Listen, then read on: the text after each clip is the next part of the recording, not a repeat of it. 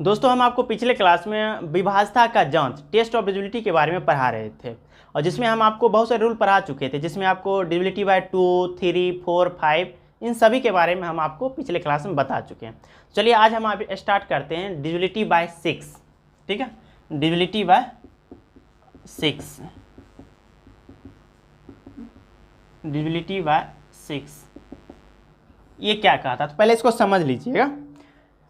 जो संख्या 2 और 3 दोनों से डिवाइड होती है वही संख्या आपका 6 से भी डिवाइड होगी।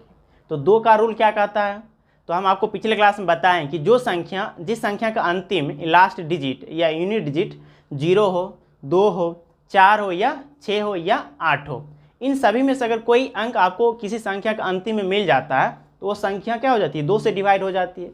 और 3 का रूल क्या कहता है कि यदि किसी संख्याओं के अंकों का योग, यानी कोई संख्या उसके अंकों का सम करेंगे, जोड़ेंगे और वो 3 से डिवाइड हो जाती है तो वह संख्या क्या होगी, 3 से विभाजित होगी।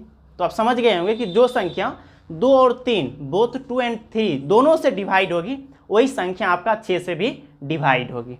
ठीक है, तो इसको देखिए यहाँ पर 2 और 3 दोनों से डिवाइड होना चाहिए। ऐसा नहीं है कि 2 से हो गया 3 से नहीं होगा, फिर भी 6 से नहीं होगा, 3 से हो गया और 2 से नहीं होगा, 6 से भी नहीं होगा, दोनों से होना चाहिए, 2 से भी और 3 दोनों से होगा तभी वह संख्या 6 से डिवाइड होगा। ठीक है, तो एग्जाम्पल ले लेते हैं।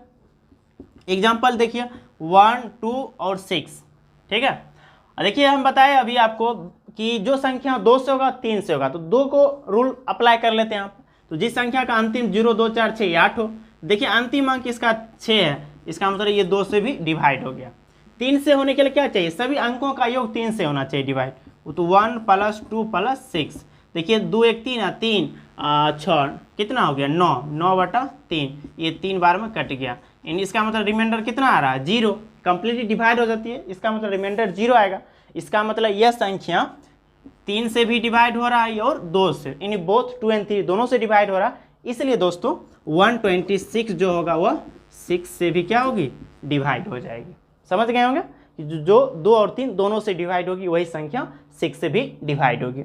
एक और ले लेते हैं एग्जांपल, देखिएगा 1, 4, 6 या यहाँ पर 8 कर लीजिए।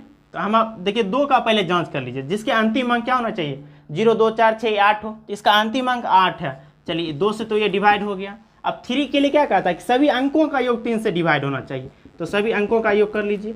5 1 4, 5 4 1 5, 8 कितना 13, 3 से ये डिवाइड क्या होगी, कंप्लीटली रिमाइंडर 0 नहीं आएगी, ये 3 से कंप्लीटली डिवाइड नहीं होती है। ये मतलब क्या होगा, 2 से तो डिवाइड है बट 3 से डिवाइड नहीं हो रही है, तो इसलिए क्या होगा, ये संख्या 6 से भी डिवाइड नहीं होगी। तो दोस्तों आप समझ गए होंगे जो संख्या 2 से भी डिवाइड होगी और 3 दोनों से डिवाइड होगी वही संख्या आपका 6 से भी डिवाइड होगी। ऐसा नहीं है कि 2 से हो गया और 3 से नहीं होगा, 6 से भी नहीं होगा, 3 से हो गया 2 से नहीं होगा, 6 से भी डिवाइड, दोनों से होना चाहिए, 2 and 3 दोनों से होगा वही संख्या 6 से भी होगा। दोस्तों उम्मीद करते हैं आज का जो रूल था मतलब डिविजिबिलिटी बाय 6 आप अच्छी तरह समझ गए होंगे। फिर हम नेक्स्ट क्लास में नेक्स्ट रूल के साथ मिलते हैं, तब तक के लिए धन्यवाद।